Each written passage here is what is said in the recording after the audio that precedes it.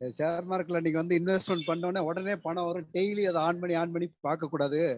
10 வருஷம் கழிச்சுதான் அதை பத்தியே சிந்தனை பண்ணணும். இறங்கும் ஏறும்னு ஃபர்ஸ்ட்லயே சொல்லிட்டீங்க. ஆக்சுவலா அது வந்து எந்த இதுல போட்டா என்ன ஆகும்னு சொல்லி எனக்கு தெரியும் அப்படின்னு சொல்லியிருக்கேன். அதுல வந்து எனக்கு நல்லாவே நீங்க சொன்ன விஷயம் நல்லா ஞாபகம் இருக்குங்க. கண்டிப்பா எந்த காரணத்தை கொண்டு நம்ம வந்து கொஞ்சம் அசைஞ்சிடக்கூடாது. அதுல அந்த அந்த பேராசையும் அந்த சின்ன பிள்ளைத்தனம் உள்ள வந்துடக்கூடாது.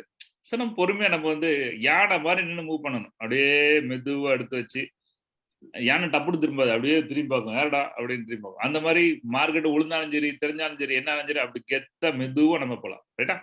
வித் தட் பாயிண்ட் அது வந்து என்னைக்கும் மறந்துடாதீங்க. எந்த பதட்டம் அடைஞ்சிடாதீங்க. நான் என்னோட 30 வருஷம் எக்ஸ்பீரியன்ஸ் பேசிட்டு இருக்கேன். இந்த ஐயோ மார்க்கெட் ஏறி போச்சுன்னு அவனெல்லாம் அப்பம்லாம் ரொம்ப இவங்களாம் பெரிய வல்லுநர்ப்பா அப்படிலாம் சொல்லிட்டாங்க. போங்கடா அப்படின்னு சொல்லிட்டு இப்ப பாக்குற விதம் வேற மாதிரி இருக்கு.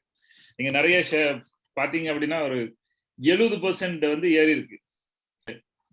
ஏஐஎல்னு சொல்லிட்டு ஒரு ஒரு இது கம்பெனி இருக்கு. அது வந்து 75% ஏறி இருக்கு. சொல்லுங்க 75% ஒரு 4-5 மாசத்துல. சப்போஸ் இமேஜின் நான் வந்துட்டு 1 லட்ச ரூபாய் போட்டிருக்கேன் அப்படின்னா 1,75,000 ரூபாய் எனக்கு இன்னைக்கு. எங்க எந்த இடத்துல யாரு 1,25,000 தருவா?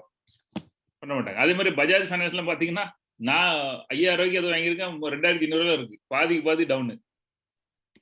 அதையும் நம்ம தெரிஞ்சுக்கணும். பட் ஓவராலா நம்ம ப்ராஃபிட்ல தான் இருப்போம். ஓவராலா இருப்போம், கெத்தா இருப்போம், ஒன்னும் பிரச்சனை இல்லடா அப்படின்னு. இனி போக நம்மளோட புத்திசாலித்தனத்தை வச்சு மாசம் நமக்கு எவ்வளவு இன்கம் வேணுமோ அந்த இன்கம் வந்து பல சோர்சஸ் மூலமா நமக்கு வந்துடணும். காலைல எழுந்து நான் வேலை பார்த்தா தான் எனக்கு சோறு அப்படிங்கிற நிலைமை வரக்கூடாது. அதை நோக்கி தான் நம்ம இன்னைக்கு பயணப்பட்டு இருக்கோம். ஓகே.